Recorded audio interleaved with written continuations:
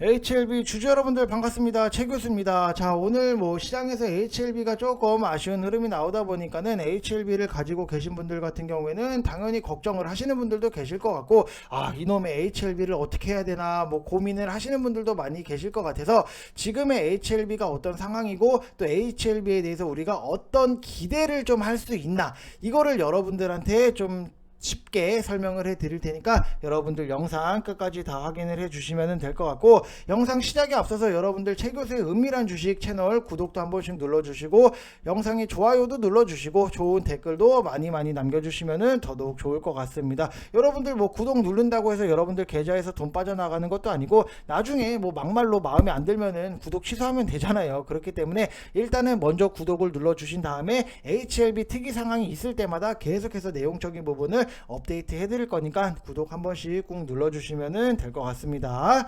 자, 일단은 HLB 오늘 수급을 여러분들 보시면은 외국인들의 매수가 들어왔고 기간의 매도가 나오기는 했는데, 기간의 매도가 그렇게 크지는 않았어요. 그래서 수급적인 부분에 있어서 특별하게 여러분들이 걱정을 하실 거는 없을 것 같고, 또 HLB 같은 경우도 여러분들이 한번 곰곰이 생각을 해봐야 돼요. HLB가 왜 하락이 나왔나, 이거에 대해서 좀 생각을 해야 되는데, HLB가 승인 거절이 나오면서 당연히 하락이 나왔잖아요. 물론 내가 갖고 있는 종목이 조금이라도 빠지면은 당연히 가슴이 아프고 속이 쓰리고 열받고 하는 부분도 없지 않아 있지만, 하락이 나왔을 때 물론 하락에 대한 거를 보면서 대응을 해야겠지만, 가만히 또 우리가 생각을 해보면은 정말로 HLB가 다시 한번 원점으로 돌아갔다라고 보시면 될 것 같아요. 그래서 오히려 승인받기 위해 준비하던 과정으로 다시 돌아간 것 뿐이다. 승인에 대한 기대감이 있다 보니까는 상승이 나왔고, 승인이 거절이 됐기 때문에 오히려 하락이 나왔다. 그렇기 때문에 지금은 이 기업이 배임을 했거나 횡령을 했거나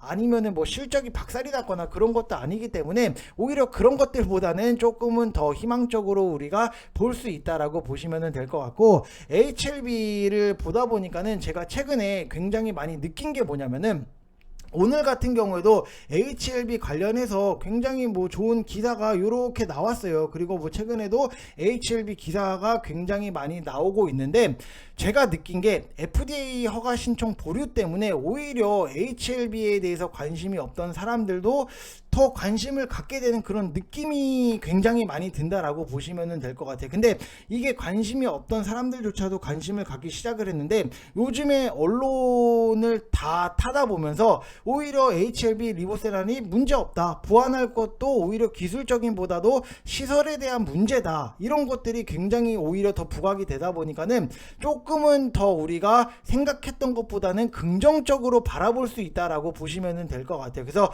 HLB 같은 경우도 지금 보면은 HLB 이렇게 기사를 보다 보면은 이렇게 리보세난이 병용요법으로 환자 생존기간 23.8개월로 연장을 한다. 그리고 올해 FDA 허가를 목표로 한다. 이런 기사, 좋은 기사들이 굉장히 많이 나오는데, HLB의 간암 신약이 뭐예요, 여러분들? 이 리보세나립이잖아요. 그리고 항서제약 같은 경우는 간암 신약이 칼렐리 주밥이에요. 그래서 리보세나립이랑 칼렐리 주밥 변용에 대해서도 FDA 승인이 이번에 불발이 나오다 보니까는 좀 아쉬운 흐름은 나오기는 했지만, 이 항서제약 같은 경우에는 이미 칼렐리 주밥으로 중국 내에서도 연간 1조 3천억 원 이상 파는 글로벌 8위에 해당하는 제약회사다라고 보시면 될 것 같아요. 그래서 이번에 하락이 나온 이유도 결국에는 거절이 됐다. 그래서 거절되면서 받은 CRL 이게 뭐냐면은 컴플리트 리폰서 레터예요. 그래서 우리나라 말로 하면은 보완 요구서다. 보완 요구서. 뭔가 우리말로 봤을 때는 뭔가 부족하기 때문에 보완을 해야겠구나, 이런 생각을 할 수 있는데, 이게 거절이 아니다. 거절이랑 여러분들 보완은 틀린 거잖아요. 다른 거잖아요. 그래서 미흡한 점을 추가로 보완 또는 개선하라는 행정 통보 중에 하나인데, 이 CRL을 받을 경우 무조건 허가가 불발이냐, 절대 그런 것도 아니다라고 보시면 될 것 같아요. 실제로 이 CRL을 받은 경우 거의 90%는 보완 서류 제출 후에 통과가 되고, 국내에서도 이제 한미약품이라든지 셀트리온도 CRL을 받은 후에 결국에는 허가를 받았어요. 그래서 머크의 면역 항암제 키투르다 같은 경우도 CRL을 받은 후에 결국에 4개월 만에 허가를 받았던 이런 이슈적인 부분이 있었기 때문에 CRL을 받았다라고 해서 뭔가 끝나거나 허가 불발이거나 그런 것도 아니다. 그리고 불발될 경우 10%는 보완 서류를 제출하지 않고 회사 자체적으로 상업화를 포기한 경우가 10%이기 때문에 오히려 앞으로를 놓고 봤을 때는 당연히 보완할 거는 보완하면서 당연히 주가도 상승에 대한 우리가 기대를 할 수 있다. 왜? 현재 HLB 같은 경우에는 허가 쪽으로 자신 있게 지금 뭐 해명을 하고 있고 액션을 취하고 있기 때문에 특별히 뭐 시간이 딜레이 된 거는 당연히 아쉽기는 하지만 큰 걱정은 안 하셔도 된다라고 보시면 될 것 같고, 이 CRL 같은 경우는 두 가지예요.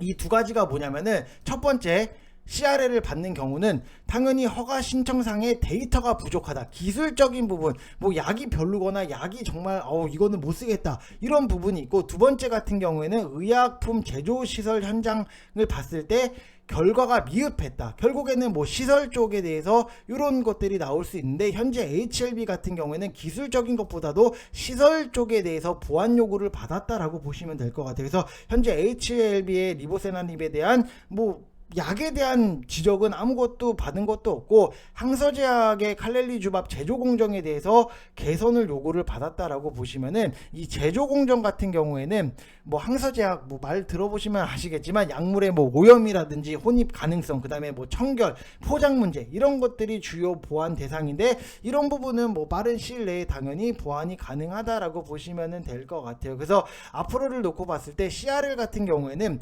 클래스 1이 있고 클래스 2가 있어요. 근데 클래스 1일 경우에는 보안 사항이 경미한 경우로 재제출된 날로부터 2개월 내, 그 다음에 클래스 2 같은 경우에는 당연히 뭐 클래스 1보다는 우려가 된다는 경우로 재제출된 날로부터 6개월 내 승인 여부에 대한 결과가 나오게 돼 있고, 지금 약에 대해서 뭐 임상 데이터에 대한 리스크는 지금 뭐 기술적인 부분에 대해서는 크게 사실상 문제가 없는 거고, 언론에서 너무 이게 또 임상 실패라는 쪽으로 몰아간 경향도 없지 않아 있다. 뭔가 뭐 리보세나닙이 아무것도 쓸모짝이 없는 것처럼 뭔가 너무 몰아간 경향이 있는 와중에 그래도 뭐 기관들이 최근에 매수가 잘 들어왔기 때문에 특별하게 뭐 기술적인 문제가 아니라 그냥 제조 설비 지적 상황에 대해서 좀 어느 정도 보완을 하면은 다시 한번 주가는 큰 폭의 상승을 우리가 기대를 할 수 있다라고 보시면 될 것 같아요. 그래서 지금은 뭐 항서제약이 지적받은 거에 대한 것만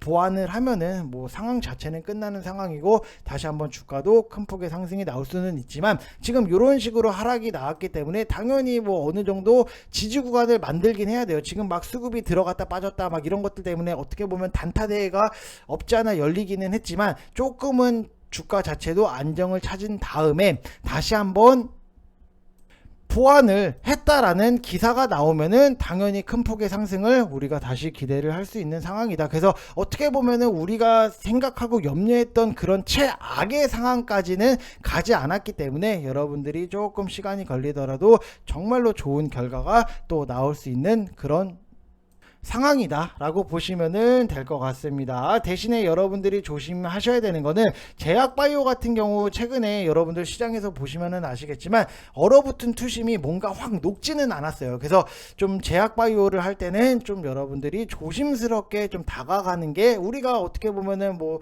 이쁜 사람이 있으면은 조심스럽게 다가가잖아요. 그런 거랑 마찬가지로 좀 조심스럽게 제약바이오를 좀 다가가는 게 조금은 더 안정적일 수 있다라고 생각을 해 주시면 될 것 같습니다. 자, 이번 영상 여기서 마치겠습니다. 감사합니다.